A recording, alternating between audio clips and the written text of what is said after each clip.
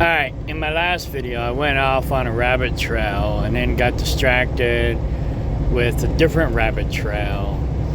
And then I totally forgot about the first rabbit trail. Or I went up even on a third rabbit trail and forgot about the second rabbit trail. Stop in service, 2.5 miles. And I was just listening to the video and remembered to go back and do this video. So yeah, by the time I was on the second or third rabbit trail, I realized I went off on a tangent and went back to the original subject that I was talking about and didn't finish my first rabbit trail. So my first rabbit trail was when I started figuring all this stuff out. So growing up,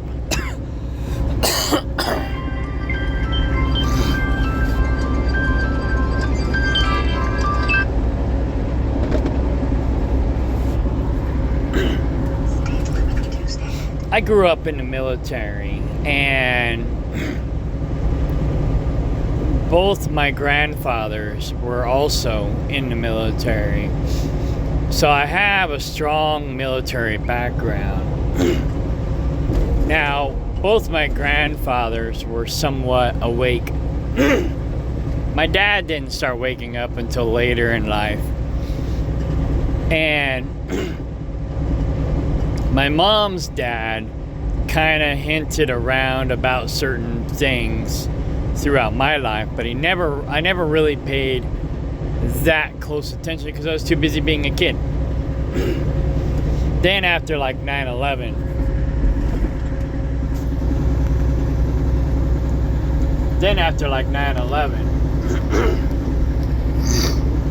I started to wake up and started becoming more of the conspiracy theorist or conspiracy realist that I am. Now, I don't just believe all the conspiracy theories. I try to analyze them and pick them apart and figure out if they're bullcrap or not, because you know, it's like some people just make up crap, and some people that are making up crap are at the top, and some people are at the bottom. You know, and they're just coming and going off on a tangent, trying to, you know, make themselves look cool, or trying to distract us. Nonetheless, I spent, you know, a good probably 20 years trying to understand the system, trying to figure it out, trying to fight the system, and you know, trying to figure out what's real and what's not real. And I don't know everything, and I'll probably never know everything, but I pretty much got my finger on the pulse. And so after COVID, I started realizing how the transfer of wealth system worked. And that's pretty much what this is all based on. 90% of the conspiracy theories are based on money and power. You know, control, manipulation, money, power, blackmail, all that stuff. So once I started figuring out how the transfer of wealth system worked, I started trying to learn more about that. Because for years, you know, trying to educate people and wake people up to the system, you know, I had talked about how I should be investing in these things, like RFID technology, for 3 example. miles. Keep left onto I-70 toward Indianapolis. That was one of the big ones, right? So I was like, I should be investing in these things that I'm trying to warn people against, because then if and when the people ignore me, and me and the other freedom fighter people, when people ignore us and they just do the biddings of the people that are trying to brainwash us, well, I'll make money, right? So it's like, I was thinking it's a win-win solution. So if I invest in these things that I try to warn people against, like Pfizer, for example, that would be one of the newer Service 2.5 miles. conspiracy theories that I subscribe to, if you will. Whoa. Speed warning.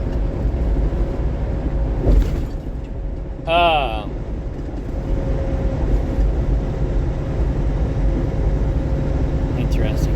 Okay, so sorry, I almost lost my train of thought. Because of COVID, I mean, Pfizer's been doing crazy shit for a long time. But I didn't wake up to Pfizer really until after, say, COVID. But, I was aware of, vaccine side effects before COVID. But COVID just kind of really woke me up to all that stuff. And I got to be careful how much I talk about this, because I might get censored. But anyhow, gotta love censorship. So that's when I started waking up to the transfer of wealth. But before that, I kept talking about how, I should be investing in these things that I warn people against. And in that way, if they listen to me, well, we have more freedom. So that's a win. If they don't listen to me, then I have more money. So it's a win-win for me anyways, maybe not for other people. And it wouldn't really be a total win, because we'd have less freedom, less liberty. But it wouldn't be a total loss for me either. So I was like, because I've been another rabbit trail, but it's like my whole life, when I was a kid, I had a bunch of ideas, and I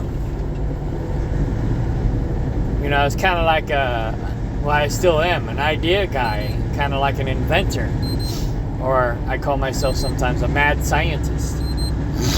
And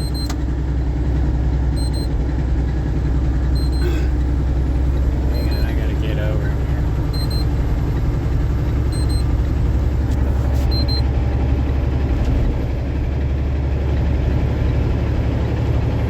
Okay. So, growing up, I had all these ideas, and my dad always thought they were stupid ideas. And then later, I had seen people making millions of dollars off the same ideas. And I'm like, well, wait a minute, that was my idea. I could be rich right now. So after I became an adult, I was like, I made a pact with myself that I would not let any of my ideas go to waste. And I've been pretty much broke ever since. The first exit on the right onto Dayton International Airport Access Road. I kept trying to make all these different ideas that I had come to fruition. And the biggest problem was I had too many irons in the fire. And I realize now I was doing it all backwards. What I should have been doing is just working a regular 9 to 5, investing all my, or in this case, 5 a.m. to 7 p.m. job. But anyways, Speed warning. what I should have been doing was just working for the man and then investing my money in the system until the system rewarded me enough to where it replaced my income, and then I could just have that free time and money to go explore my ideas and my inventions and whatever. And then if I made money off of it, great. If not, well, who cares? Because I'm making money off the man. You know, I'm not now working for the man, slaving to the system. Half a mile. Keep right onto I'm West investing in the National Road system toward Inglewood. and making money off the man. So I realize now is doing it all backwards. But you know, like I said in the last video, they don't teach us this in school. They teach us to do it backwards. And that's why so many people are broke and destitute. Right onto West National Road toward Inglewood. So after COVID, and I was watching the transfer of wealth and how it worked, I started figuring it out, or I started trying to figure out how it actually worked. And I haven't quite totally figured it out, but Stop in service. 2.5 miles. I'm basically figuring it out. So basically what it boils down to West is National Road. you invest in these stocks, whether it be dividend stocks or regular stocks, it don't matter. Now, it matters more, in my opinion, to invest in the dividend stocks. But there's a lot of other tricky, catchy things that you got to do or watch out for, like shorting. You know, it's like a lot of these big gurus, they do transfer of wealth by shorting the stocks, and they do it in a malicious way Half a mile. Turn right onto Concord Drive. where they'll basically go in and they'll buy Next right. Turn right. so many stocks that they actually become major players in the shareholders. And they get on the board and they start making these board decisions, and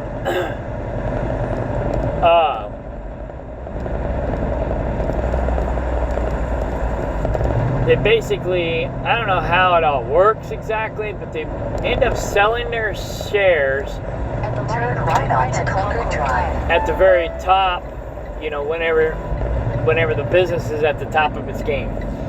And so now that they're on the inside, they run that business in the ground, and they basically destroy the business, get people to sell their stocks, people that bought high, get people to sell the stocks. That's when they buy the stocks back. Well, they buy them back, and also I've left out a part. So Destination is on the right. when they short a stock, what they're doing is, like if you're doing stock lending, they'll borrow the stock from you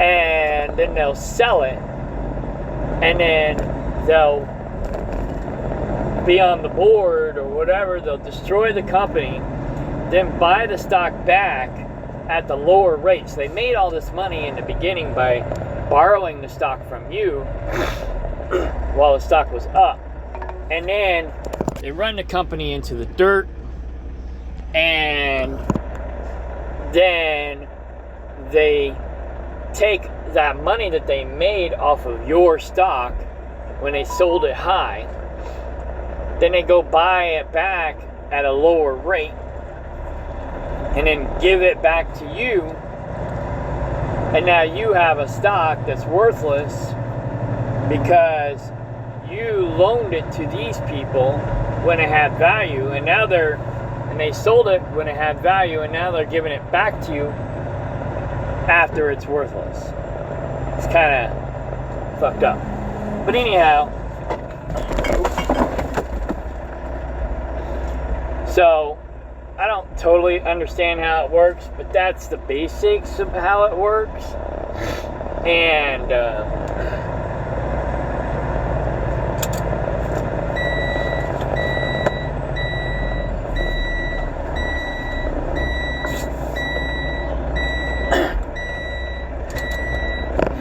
so that's one of the ways that these guru people will do the transfer of wealth. So, but basically,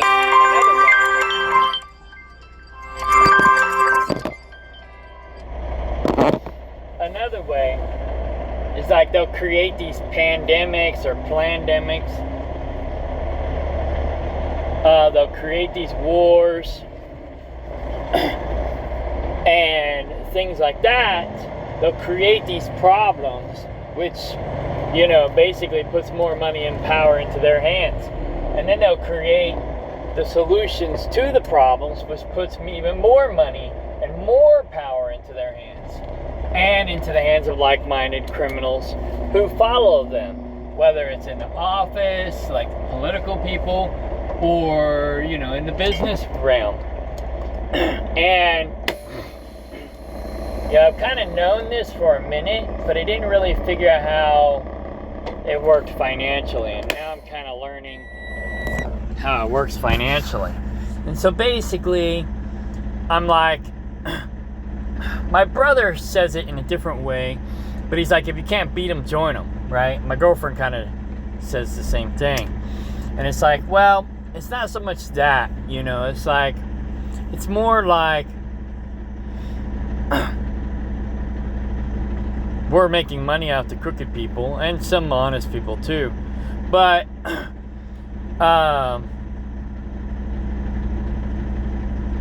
it's like we're making money off the transfer of wealth system. You know, these people have so much money and so much power at this point that there's really not much we can do about it. You know, I mean, you can be a freedom fighter all you want, but all you're doing at this point, these days, is prolonging the inevitable. I think they have so much money and so much power that there's really not much we can do about it. And we can keep trying to educate people, and hopefully maybe the people can or will wake up and do something about it. But at this point, I don't think it's going to happen. I don't think it's going to happen. I think it's going to get a lot darker before the dawn. So, I'm trying to figure out how to create generational wealth. I'm trying to figure out how the transfer of wealth works. You know, I have an idea. I know part of it, but I don't know all of it. So I'm learning how the transfer of wealth system works. I'm also learning how generational wealth works so that my brother and I can start setting up our own system to make money off the system so that our family, our generations to come will not end up paupers, because we're pretty much teeter-tottering on the edge of being paupers at this point. You know, I have some money, not a lot, obviously. I have land.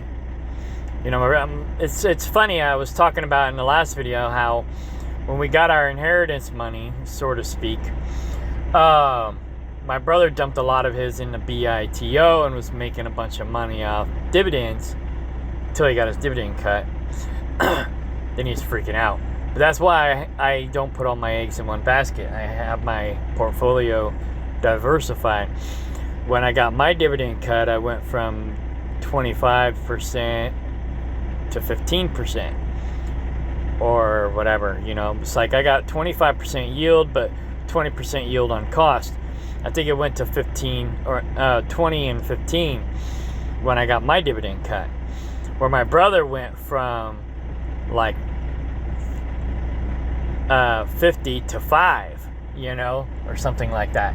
It was more of a major hit for him because he had most of his eggs in one basket. And he's got crypto too. He does more crypto than I do. But he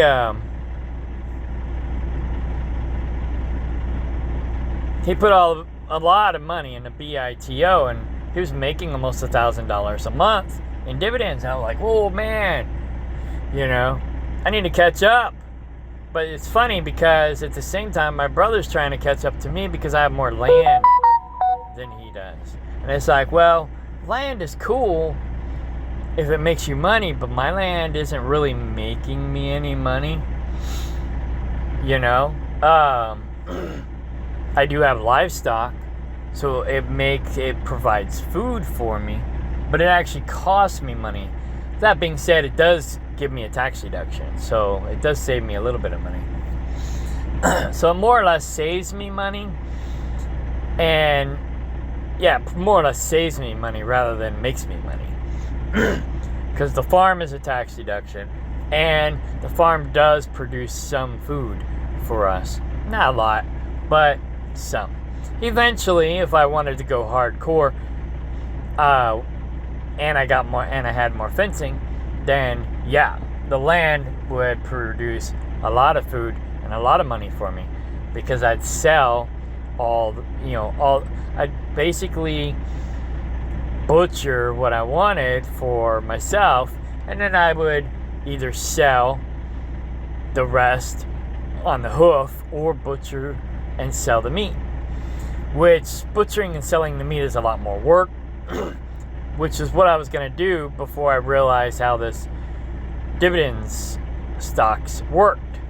And now I realize this is a whole lot less work, and I just sit back and collect the money. All I got to do is research on the companies and make sure I put my money in the right places to where I make more money off of my stocks. Because like it says here, I'm making 25% yield, but only 20% yield on cost. So it's costing me 5% in fees. So you got to keep that into consideration as well. And I don't really focus on the fees too much. Mostly what I do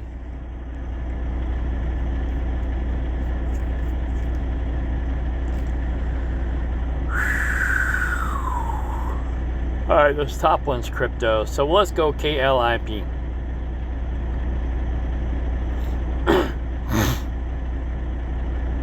So mostly what I do is they don't show earnings per share here. So I'll look at the 5-year growth, which KLIP is way down. I bought a shit ton of KLIP. It's basically a Chinese technology internet company. But I have a feeling this is going to go back up. It's backed basically by the government. Pays 27% return on your investment. And it's been paying me like clockwork every month. So, and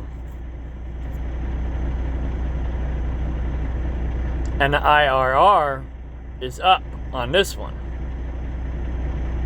I made $440 in dividends off of this one. The stock is down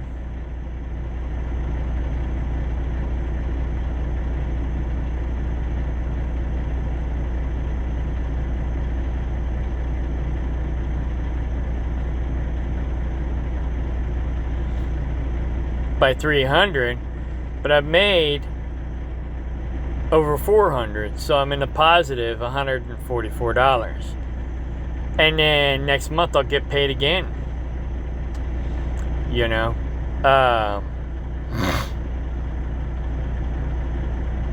It doesn't say exactly what my payout it will be, but it's like 68 cents per share.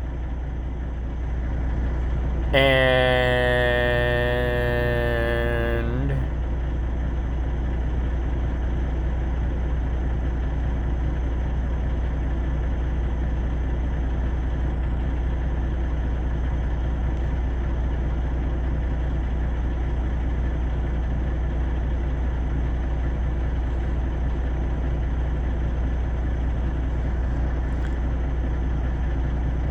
oh, here it is.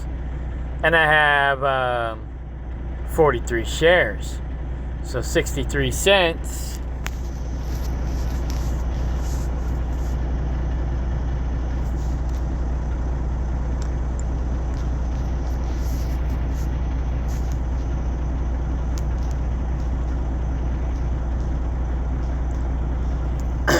I'll basically make $27. So I'm basically making about, $20 to $30 a month every single month. It's not too bad for my $1,500 that I have in there. Yeah, the stock's down a little bit, but my dividends are up. I'm making a profit. So, no big deal. And if I buy more stock today while it's down, well, if the stock goes back up, then I'm ahead even more. So, that's just an example. Here's BITO.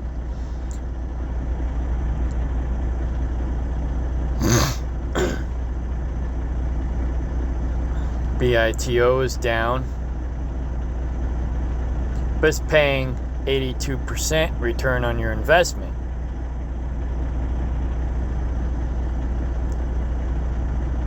Now, right now, my total profit is still in the negative. But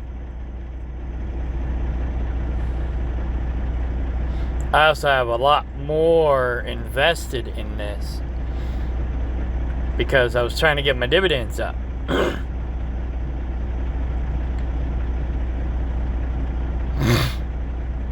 So this is where my IRR is down. And BITO is only down because Bitcoin is down. Once Bitcoin goes back up, BITO will probably go back up. Although Bitcoin was up and BITO was down, so it's hard to tell. I don't know how BITO works exactly. I was just mostly focusing my money on high-yielding dividend stocks. Now, if the IRR is down or the earnings per share is down or in a negative, then I'm basically not reinvesting in that stock at the moment. I'm going to try to wait for this stock to recover. I want to get my total profits in the green. And that might be another thing I look at too. If my total profits are in the red, then maybe I won't invest in that as well. Wait until my total profits are at least in the green before I reinvest. Whether it's dividend profits or capital gains or cash value profit, either way. So we'll do one more. EETH, that's another crypto ETF. It doesn't show earnings per share, but here it's down. I'm like losing. That's the two places I'm probably losing the most money is BITO and EETH, because both of them I have. I'm losing like I'm losing $1,500 here, and I haven't made that much back in dividend stocks. So I'm backing off on my investments in BITO and EETH.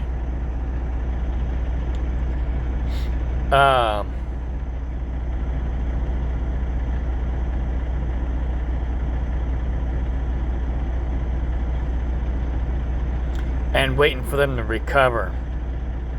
Here's another one, ORC. This one's an actual stock.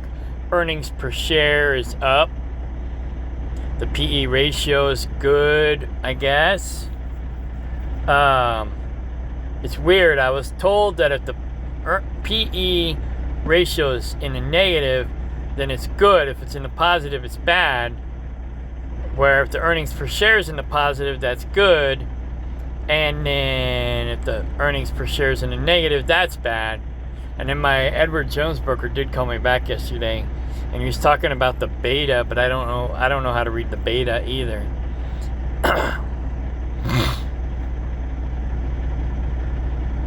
But ORC is down as well over the last 5 years. So they're averaging their payout at about 20%. And it's pretty much stayed steady 20% since I started investing in it. But here, I'm actually in the positive. So my IRR is up. Maybe that's what the IRR reflects. It's like your total profit. If your total profit is up, then maybe that's your IRR. So I'm still trying to learn the IRR, trying to figure out what that means. So basically, if my IRR is down or the earnings per share is down in the negative, if either one is in the negative, then I probably won't invest in that stock. That being said, the earnings per share is in the positive, and if the IRR is reflecting the total profit, then I might still, I got to do some homework on that, but I might still reinvest if the earnings per share is in the positive. But if I don't have the earnings per share data, like with the crypto ETFs, they don't give the earnings per share data, then I don't have a choice. Oh, this ain't crypto though. But anyways, then I don't have a choice but to go off of the IRR. But see here with KLIP, the IRR is good. So maybe with KLIP, I go ahead and reinvest. But with BITO and EETH, where my IRR is in the negative, maybe I don't reinvest until my IRR is in the positive. But in a nutshell, basically, what I was trying to get at with the rabbit trail and the conspiracy theories and all that stuff is after COVID, I started realizing how this transfer of wealth systems worked, or I started realizing how it worked. I don't really totally understand it yet, but I'm realizing it. I'm trying to understand it. And beforehand, I was always saying, oh, all this stuff I'm preaching about, I should be investing in. So when the sheep or the sheeple people don't listen to me and they buy into this bull crap that I'm trying to warn them against, well, then I'll make money off the sheeple. The freedom fighters, the patriots, the people that are awake, they're not going to subscribe to that crap. So I'm not going to make money off of them, which is good. I'll just make money off the stupid people, the sheeple, in my theory, right? This is my own conspiracy theory, if you will. So if I invest in all of these dividend stocks,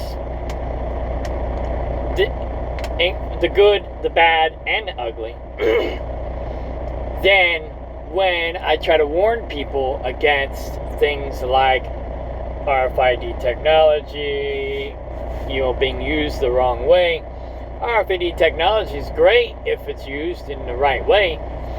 AI is great if it's used in the right way.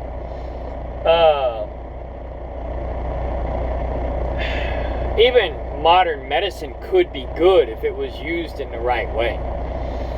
It's like if we studied how to maximize natural medicine and applied it to modern medicine, then our modern medicine would be a whole lot better.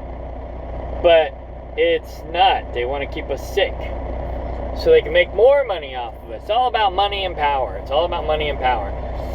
So basically, I'm investing my money into this wealth transfer system so that I can make more money off of everybody else. And then some of it's good, some of it might not be, but it's like if I still fight and try to warn people against the bad and the ugly. But again, like I said, if I got some stock in the bad and that ugly, then I'm going to make money off the stupid people who don't want to listen to me, if that makes sense. You know, but I'm just buying a little bit of everything. I'm not investing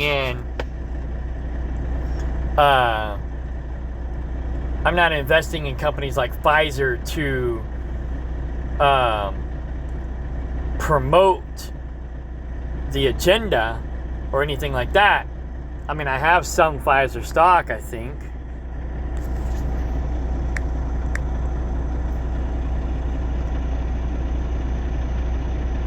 Maybe I don't. I think I sold it all.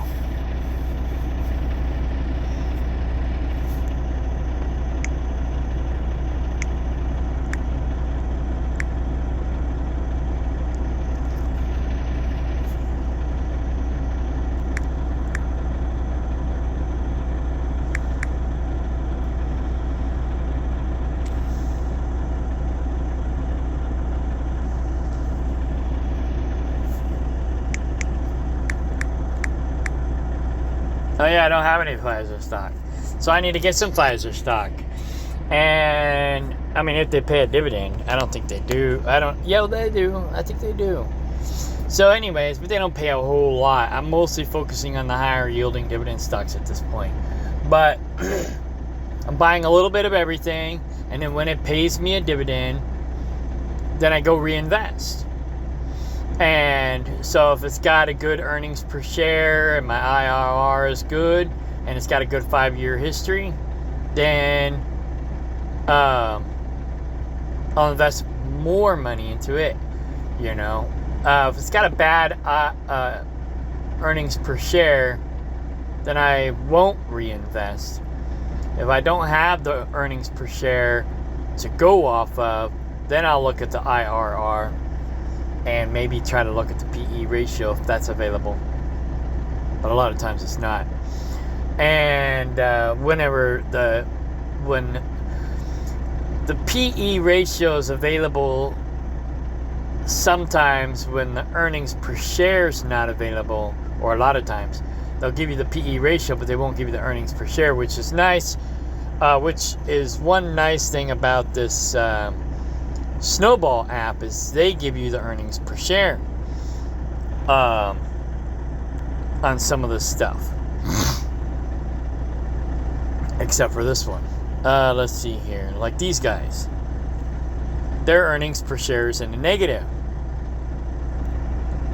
So I'm going to hold off on reinvesting in these guys. And their 5-year growth is down. But if their earnings per share was up, I'd still reinvest. I just wouldn't reinvest as much. You know, basically, I would reinvest maybe $25. But if the earnings per share was up, the 5-year growth was up, then if I had the extra money, then I would throw in maybe $250 or $240, you know. But right now I just don't have a lot of money to reinvest, so I'm looking at the earnings per share, and I look at the dividends. If the earnings per share is up, then I'll throw in $25 in this one per se. That being said, the IRR is down. I guess maybe because my total profit is down. I'm going to have to keep an eye on that and see if that's what that means. So,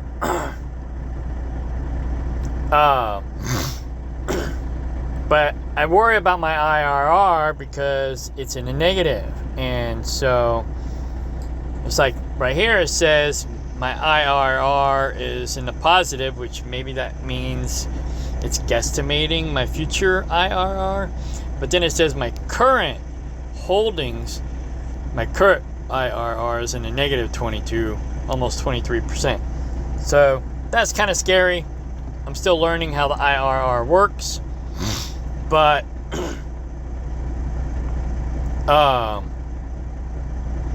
overall, I got a 2.39% dividend growth, so that's good.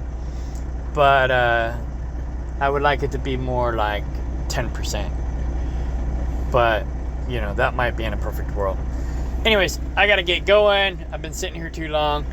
But I just wanted to clarify that little rabbit trail that I went on to and how I kind of got into this and my thinking behind it, so to speak, and where I'm going with it. Basically, I'm just trying to create generational wealth. But I'm also learning how the transfer of wealth system works, because they're going to do it whether we like it or not. So it's like, do we take advantage of it? Why not? Because it's going to happen with or without us. So we might as well take advantage of it while it's happening. And, if you're a freedom fighter, you're a patriot, whatever, well, keep fighting the good fight. Keep putting the word out. And, if we lose money because we are successful at putting the bad guys out of business, great, because we have more freedom and we got money in other stocks because we're investing in the good people too. So, you want to invest in everything, or like the S&P 500. That's like the top 500 people. If you want a safe bet, invest in QQQ and SPY. And then you're investing in the top 500 people. So right now, you'd be investing in the bad people. But then once the freedom fighters wake people up and we get rid of the bad people, then the S&P 500 will be full of all good people. But that might not be for another 500 years, or maybe even 1,000. Who knows? We don't know. So I don't know. I'm just tired of being poor. I'm just tired of being broke. And I don't want my future generations to be poor and broke. And they say that now's the time to start creating generational wealth, because the gap is closing. They're trying to get rid of the middle class, and it's just going to be rich people and poor people, and AI is going to make that worse. Unless AI becomes autonomous. If AI becomes autonomous, I think, my personal opinion, I think AI would figure out that if they controlled everything and took over the world and did the right thing, then everything would go more towards like a utopia. Because robots aren't going to be greedy. They're going to just do the math. And the math will say, well, this is the right thing to do. And they're just going to follow the math. They're going to follow the data and figure out what the right thing to do is. They don't have greed like we do. So if robots do become autonomous, I think the world would be a better place. Unless it's like the Matrix and they determine that we're a virus and they got to get rid of us. Then, that might be a problem. And it might be a blessing, all in the same thing. But who knows?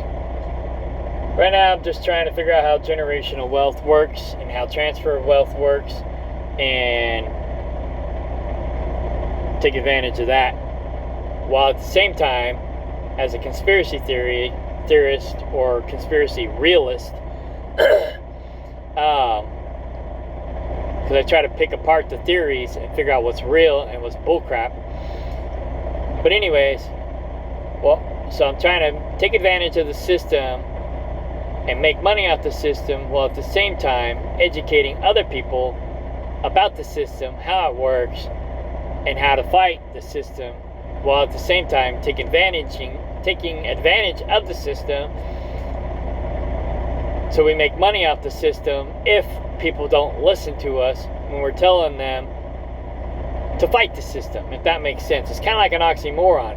But I don't want to be like Bill Gates, where I tell people I'm investing all this money into the system and then telling people, oh, you need to do what the system tells you to do so I can make more money. For me, it's more like the opposite. I'm going to make money out the system if you ignore me and people like me.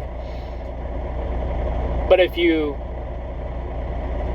don't ignore me and other people like me, and you actually listen and you fight back, well, then I'll lose money. But at the same time, we're all going to win, because we'll gain more freedom and more liberty, if that makes sense. So it's kind of an oxymoron, but I've been watching how people work, and the system just keeps getting stronger because nobody listens. Well, not nobody. Most people don't listen. That's why they call us 3%ers, because there's only really 3% of us. And the other, there's 1% of the elites, 3% of us freedom fighters, and then there's the rest of them. So, yeah, and the rest of them are following the 1%, not the 3%. So it's like, well, at this point, it seems like we're screwed. So might as well make some money out the system. And that's what I basically boil it down to. But again, people start listening to the 3%, then there's hope for humanity, and I won't make as much money out the system. Either way, it's a win for me. That's the way I see it.